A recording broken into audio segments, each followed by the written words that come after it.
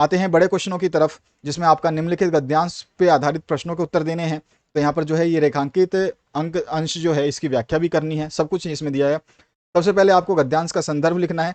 तो ये जो है आपका मित्रता नामक पाठ से लिया गया है और इसके जो लेखक हैं वो रामचंद्र शुक्ल हैं, ये आप बता दोगे। उसके बाद में गद्यांश की रेखांकित अंश की व्याख्या करनी है। तो इसमें हमने व्याख्या कर दी है। प्रत्युष गद्यांश में आचार्य रामचंद्र शुक्ल कहते हैं कि मित्रता के लिए स्वभाव और समान रुचि वालों में ही परस्पर मित्रता हो सकती है, यह मानना उचित नहीं है। विपरीत स्वभाव और विपरीत रुचि रखने वालों में भी घनिष्ठ मित्रता हो सकती है। लोग विभिन्नता देख करके भी परस्पर एक दूसरे की ओर आकर्षित होते हैं। जैसे दुर्बल व्यक्ति उत्साही की तरफ और बलवान की तरफ होता है, जो दुर्बल व्यक्ति होता है उत्साही और बलवान की तरफ आकर्षित होता है, इसी तरह से दुखी व्यक्ति जो है प्रसन्न चित्त व्यक्ति की तरफ आकर्षित होता है। ये हमने कर दी व्याख्या। इसके बाद में लेखक के अनुसार समाज में विभिन्नता देखकर लोग एक दूसरे की तरफ क्यों आकर्षित होते हैं। तो विभिन्नता को देख करके व्यक्ति एक दूसरे की ओर आकर्षित होते हैं क्योंकि व्यक्ति में जो गुण नहीं होते हैं उन्हें वह दूसरे व्यक्ति में देखता है तो उसकी ओर आकर्षित हो जाता है। हम जैसे उदाहरण के साथ दे सकते हैं कि चंद्रगुप्त अपने विद्वान मंत्री चाणक्य की ओर तथा अकबर मनोरंजन के लिए बीरबल की ओर जो है आकर्षित होते थे। अथवा पाठ में फिर से आपको एक पैराग्राफ दिया गया है, इसमें जो है रेखांकित पंक्तियों का फिर से आपको व्याख्या करनी है और पहला जो है संदर्भ आपको लिखना है। संदर्भ लिखते समय आप बता देंगे कि ये आपकी ममता कहानी से लिया गया है, ठीक है, ये पूरी पंक्तियां, और साथ ही साथ इसके जो प्रवर्तक या लेखक जो हैं छायावादी युग के जयशंकर प्रसाद हैं। इसके बाद में जो है आपको सीधे सीधे लिख देना है इसके गद्यांश का रेखांकित अंश है उसके भाव को स्पष्ट कर देना है। तो जयशंकर प्रसाद जी कहते हैं, चांदी के 10 थालों में लाए गए ढेर सारे सोने को देख करके जो ममता हो चकित हो जाती है और पिता से कहती है कि हे भगवान, उस समय के लिए जब आपका मंत्रित्व न रहेगा तो उन विपदा भरे दिनों के लिए इतना सारा आयोजन अभी से ही ये अच्छा नहीं है। रिश्वत में लिया गया इतना सारा सोना लेकर अपने ईश्वर की इच्छा के विरुद्ध जो है आपने ईश्वर की इच्छा के विरुद्ध कार्य किया है और उसका अपमान किया है। यदि ईश्वर की इच्छा से हमें दुख मिलने वाला है तो हमें उसे सहन करने के लिए सहर्ष तैयार रहना चाहिए पिताजी, और मंत्रित्व ना रहने पर भी हमें पेट भरने के लिए कम से कम भीख तो मिल ही जाएगी। इस रिश्वत की अपेक्षा तो भीख मांगकर जीवित रहना अधिक उचित होगा। इस पृथ्वी पर उस समय भी बहुत से हिंदू ऐसे होंगे जो हम ब्राह्मणों को 2 मुट्ठी अनाज भीख में दे देंगे। तो इस तरह से ये रेखांकित अंश की आपको व्याख्या कर देनी है। ममता द्वारा किस कार्य को ईश्वर की इच्छा के विरुद्ध बताया गया है। तो ममता द्वारा जो है रिश्वत लेना जो है ईश्वर के इच्छा के विरुद्ध बताया गया है, ठीक है, तो ये हमने लिख दिया है। इसके बाद जो है नेक्स्ट पार्ट, इसमें आपका अब पद्यांश है, इस पद्यांशों को पढ़ करके जो रेखांकित अंश है इनकी भी व्याख्या करनी होगी। तो सबसे पहले संदर्भ बता देना है। तो संदर्भ में आप बता दोगे काव्य खंड का जो पद है उसमें जो आपका पद शीर्षक है उससे उद्धत है और इसके रचयिता जो है सूरदास हैं। उसके बाद में रेखांकित अंश की व्याख्या करनी है। तो प्रस्तुत पद्यांश में जो है सूरदास अपने आराध्य श्री कृष्ण के कमल के समान सुंदर चरणों की वंदना करते हुए कहते हैं कि अगर मेरे श्री कृष्ण की कृपा से बहरा सुनने लगता है और गूंगा फिर से बोलने लगता है तो सूरदास जी आगे श्री कृष्ण की महिमा का वर्णन करते हुए कहते हैं कि श्री कृष्ण के चरण कमलों की कृपा हो जाए तो भिखारी भी जो है राजा बन जाए और अपने सिर पर मुकुट धारण कर ले, अर्थात गरीब भी अमीर हो जाता है।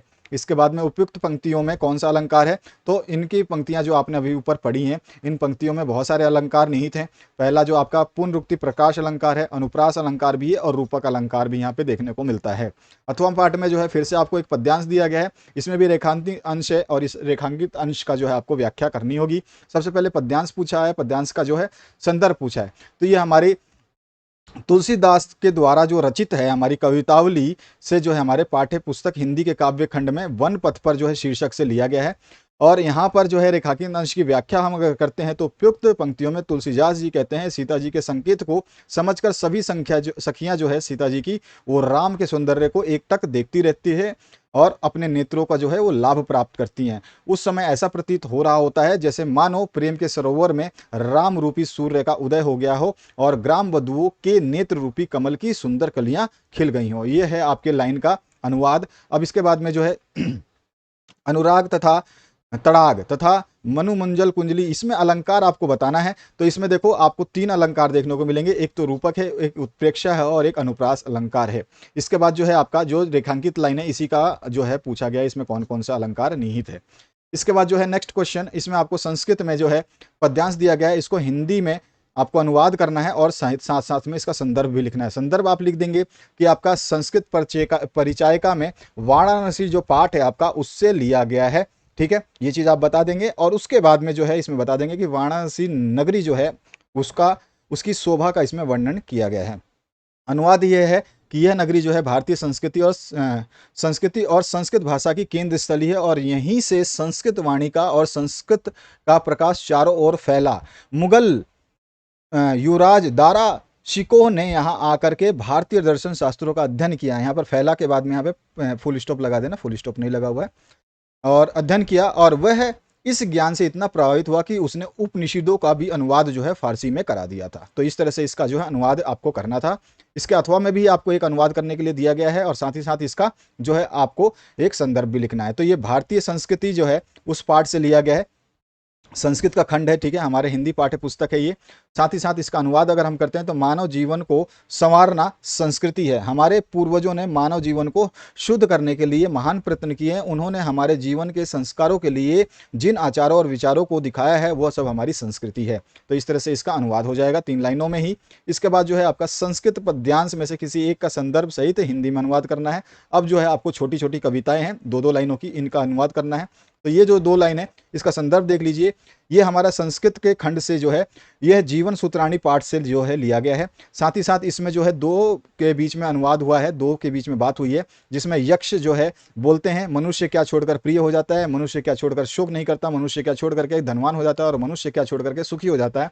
तो इसके जवाब में जो है यक्ष के जवाब में युधिष्ठिर बोलते हैं मनुष्य अहंकार छोड़ करके प्रिय हो जाता है, मनुष्य क्रोध छोड़ करके जो है शोक नहीं करता और मनुष्य जो है इच्छा छोड़ करके धनवान हो जाता है और मनुष्य लोभ छोड़ करके जो है सुखी हो जाता है। इसके अथवा पाठ में फिर से आपको 2 पंक्तियां दी गई हैं कविता की और फिर से आपको जो है इसका संदर्भ लिखना है, साथ साथ में इसका अनुवाद भी करना है। तो ये श्लोक जो है हमारे हिंदी के संस्कृत खंड के भारतीय संस्कृति नामक पाठ से लिया गया है और इसका अनुवाद है सब सुखी हों, सब रोग रहित हों, सबका कल्याण, सबके कल्याण को देखें, अर्थात सभी का कल्याण हो और कोई भी दुखी ना हो, अर्थात कोई भी दुख का जो है भागी ना बने। इस तरह से आप इसका अनुवाद कर सकते हैं।